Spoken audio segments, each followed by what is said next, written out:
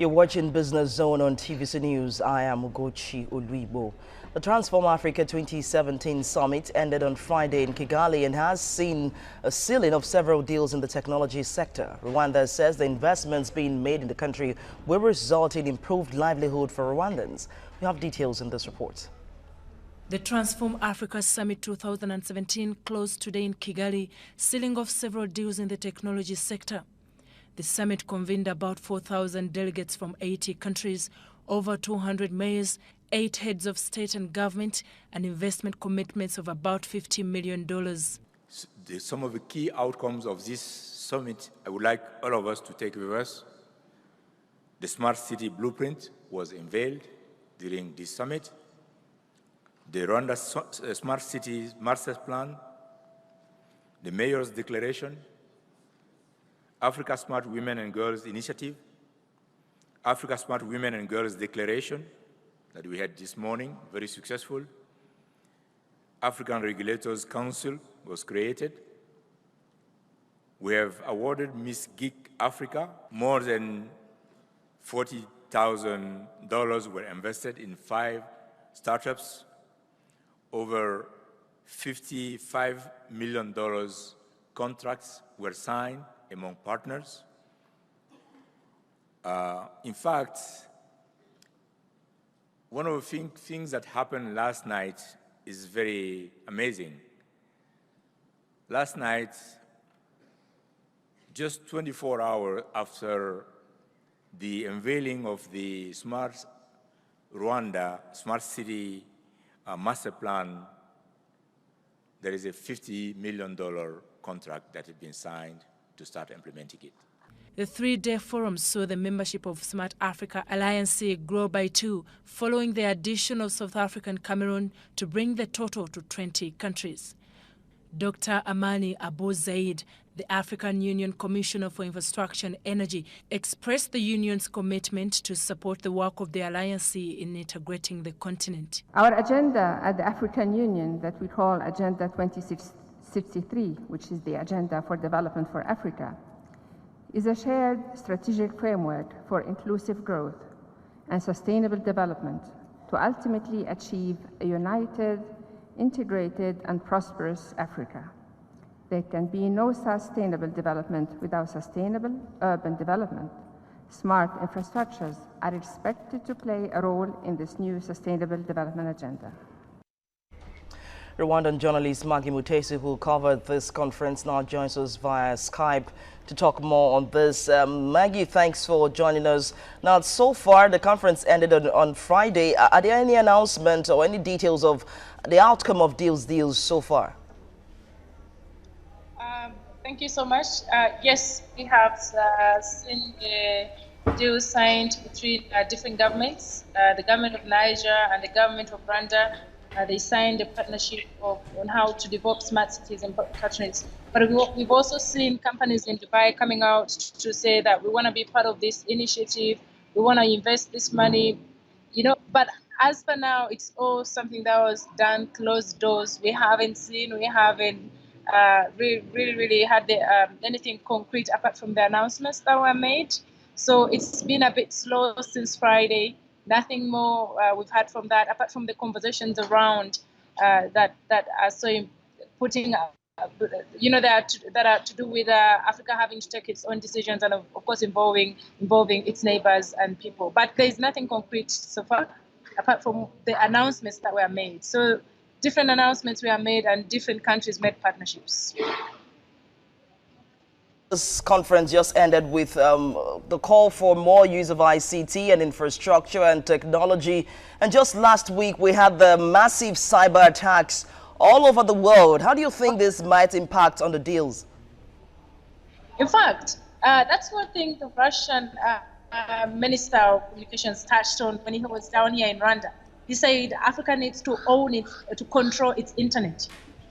Much as the Smart Africa initiative also talks about cyber security. We've been having this in East Africa especially, but on a different level. It's been in terms of mobile money, in terms of hacking banks. We've seen it in Kenya like a month ago. We've seen it in Uganda.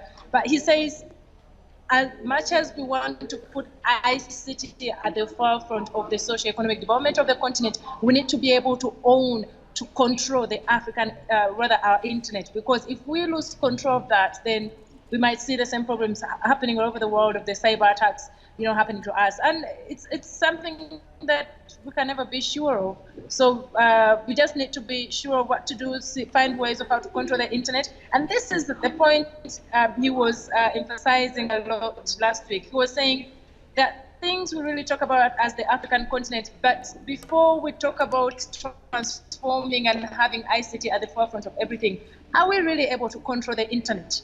So yes, it's a big worry. It's something that we need to be skeptical of. We need to really think about as the continent, but I think also the leaders have this at the top of their minds. We have an ICT expert in the studio, Ugochi Akinde, to talk more on this and how much we can protect the internet. But let's talk about gender. The Rwandan president made a statement. He said, it's not the technology that will breach the gender divide, it's the politics. Let's talk more on gender and technology.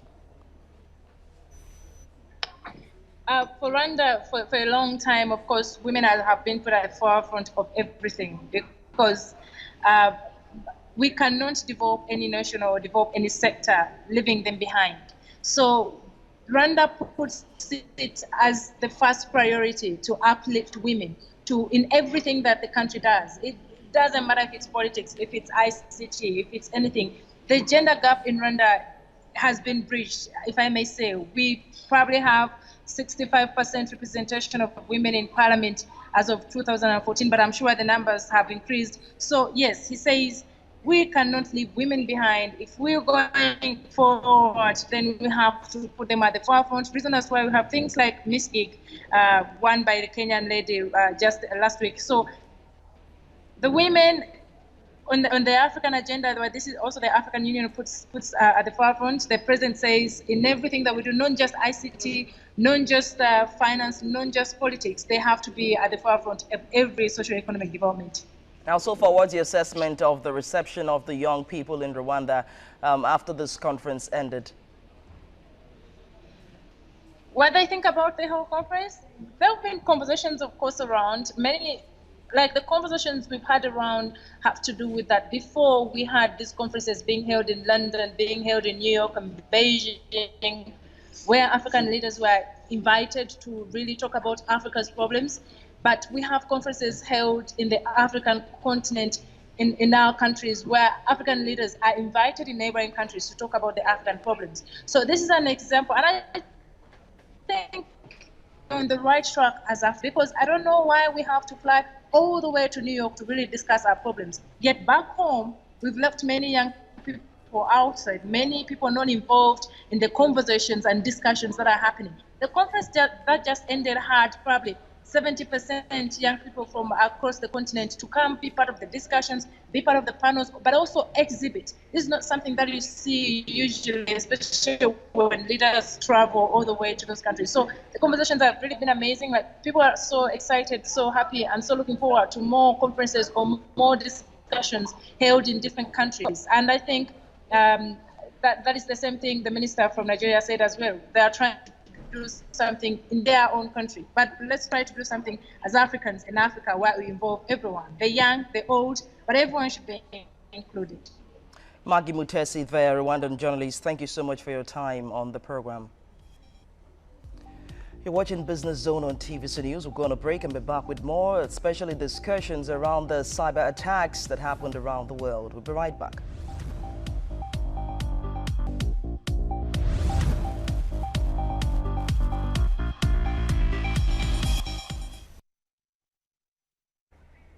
Nigerian authorities are studying the ransomware cyber infection. Ransomware is a computer virus that installs discreetly on a victim's device, holding his data hostage until ransom, which is usually a cryptocurrency. In cryptocurrency, which is paid, it is cyber kidnapping, so to say.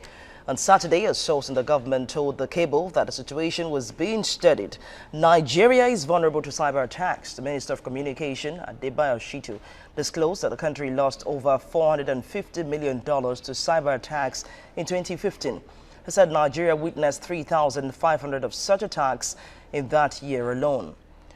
According to Kaspersky Labs, a Russian cybersecurity firm, the great cyber attack of May the 12th seemed like the world was facing digital apocalypse.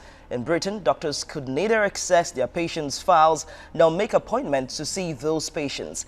In Russia, hundreds of the Interior Ministry's workers sat idle. In China, students were locked out of their theses as this latest cyber attack rippled around the globe, infecting at least 45,000 computers in over 90 countries. In the event, catastrophe was averted when someone in the UK found a kill switch, which stopped the malicious software from spreading even further. The attackers will still make a pretty penny, but untold hours will have to be spent cleaning up the mess. How much has been lost to this weekend of scandal? For companies and organizations, an attack by hackers can inflict financial losses, corporate embarrassment, and legal action. For insurers jumping into the brave new world of cybercrime insurance, it's free marketing for what could be a $10 billion opportunity. Insurers see coverage against hackers as one of their most promising markets, estimating that premiums will triple over the next 4 years. Now that's a disturbing trend in the issue, and joining me to analyze the situation is ICT expert Ugochi. Many thanks for joining us now. It seems like the world was going to come to an end in that instant. Tell us what you thought when you heard about this. Oh, well, thank you, Ugochi. The first thing that came to my mind was a thought about how expansive this was. I then went to the news sources and saw that it was majorly targeted at the developed nations, the most developed nations, the most developed Western nations. So, in a sense, we kind of were not their primary targets, okay? So that's no African countries. That's we Africans. Okay. We Africans were not their primary target, so we were spared, quote unquote. More importantly, I just like to say to everyone out there that this is a wake-up call. Many times we hear from, for instance, our bankers when they advise us when they send us emails and SMSs and tell us not to share our pins with anyone. Absolutely. I think that the average person hasn't yet started to see their PIN or their digital credentials as the equivalent of what used to be the key to their houses or the key to their cars or their wallets, or their bank account, access control. What that means is that if, for instance, you have a banking application on your phone or your mobile phone and it's protected by a 4 or 6 digit PIN, what it means in essence is that if I can get past that 4 or 6 digit PIN, I can get into your account. How difficult is that? Well, there are different levels of difficulty, first of all, implemented by the developer of the application. By the way, I work with some of the banks, so I know that the Nigerian banking system, though not under the scrutiny of the entire world yet, is heavily protected as of today, okay?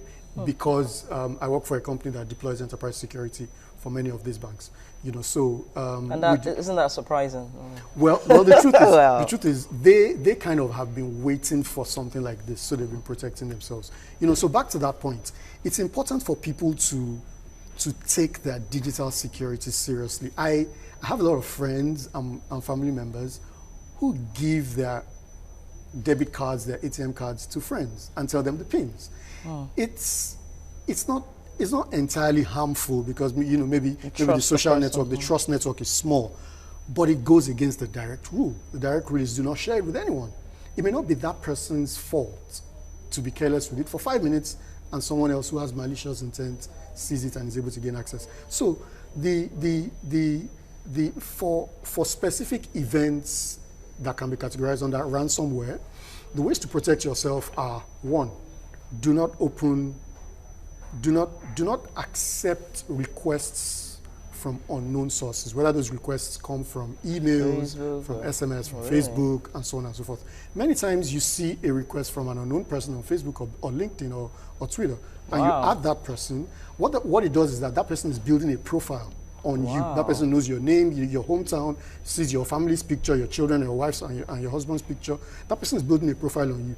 That person may just need to come around to an address that he saw on your Facebook, come around and stay in his car and look for a Wi-Fi that has your name on it and hack into that Wi-Fi and see a lot of things. You know, so I'm trying. Is it that simple? Let's not. Okay, go ahead. It's not that simple, okay? But for those who know how to do these things, they know how to get what they want. So many times you also hear security experts advise that the strongest way to prevent cyber attacks is not necessarily implementing technical frameworks, but protecting against what you call social engineering. Social engineering is the social aspect of hacking, where the hacker has technical information about you, but he can't do anything until he interacts with you, either by parading to be someone else, impersonation, or at least trying to get information out of you by sending you an email that claims to be from XYZ bank, you know, and so on and so forth. So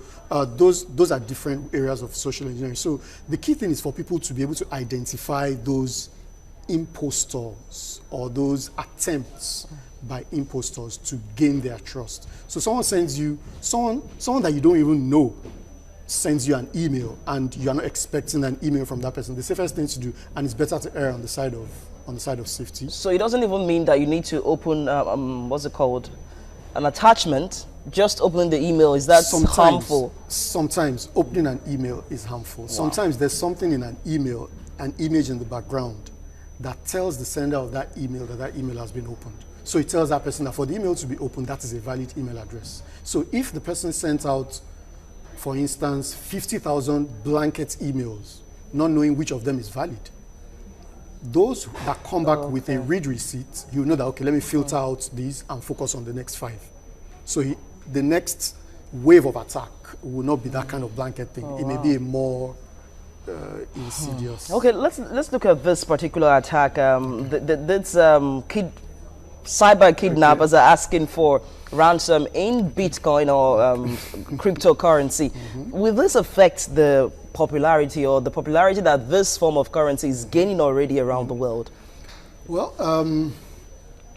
I think that in the short term it might have a negative impact on the popularity of cryptocurrency in general, but in the long term, I don't think there will be any significant long-term impact because the benefits of the cryptocurrency movement are similar to the benefits of the open source software movement, you know, a few decades ago.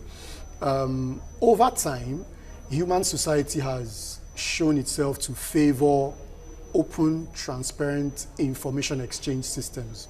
You know, so even though some people may have been able to exploit such a system in this case, most probably what we'll see going forward is that regulators and the innovators, maybe technology innovators, may be able to fashion out ways to, you know, reduce the anonymity so that there is a way to, you know, curb, you know, these kinds of faceless requests. Let's talk about the right to know. We know that the EU introduced new rules that required companies to report cyber breaches to regulators and affected individuals. How do you think that rule also should apply to Africa or Nigeria specifically? Okay. Well, I think that we will evolve and get to that stage. But given the fact that for most African countries, our freedoms of information haven't exactly matured to that level yet. For instance, in many African countries, we still have to protest, you know, to get government to release information, you know, about, you know, many areas of those societies. So I just say that it might take a while for African societies to mature to that level where the governments will mandate private organizations to report breaches. But many times they themselves are not yet even exposing or sharing information as openly as they should. So should we be asking? Should we? I think that any activist who is listening here should, ramp up their efforts, should increase their efforts, and should, continue doing such. So the right to know if there are. The right to know is definitely something that should be supported. Okay, now globally, do you think this might threaten the growth of ICT? Definitely not. ICT, in a sense, can be likened to science. In the sense that there's the age-old saying that if you think about the fact that fire or science generally can be harmful, you can't stop yourself from advancing science just because it can be harmful. You would rather encourage yourself because of all the other benefits that you can get. For instance, like crude oil and climate change. For instance, someone referred to the atomic bomb that was dropped by, to end World War II, and said, therefore, all atomic technologies are harmful. But that's not true. Nuclear technology is used to generate electricity in so many countries of the world today. But it's dangerous. Thank you so much for your time for the broadcast. ICT expert Idowu Akinde. Thank you very much. We appreciate it. And Saudi Arabia and Russia have agreed to extend crude oil output cuts until March 2018. In their latest effort to rebalance the global crude market, energy ministers for the two major oil companies said the next round of cuts will be on the same terms as the existing deal. Under the current agreement, OPEC pledged to cut output by almost 1.8 million barrels per day during the first half of the year. News of the joint deal sent crude prices up by 1.5% in early trade. We've come to the conclusion that the agreement needs to be extended. We will not reach the desired inventory level by end of June, and therefore we also came to the conclusion that ending will probably be better at the end of the first quarter of 2018. And crude oil prices are still stable at the international market. At the London market, the Brent crude trades at $52 per barrel after a little push by nearly 3 cents. The commodity price rises significantly by 2.85%. For the OPEC basket brand, price drops to $48 per barrel. And that's our package for today on Business Zone. Many thanks for your time, and join us another time for more detailed and insightful analysis. I am Ugochi Oluigbo. I leave you with the figures of exchange rates as it stands today.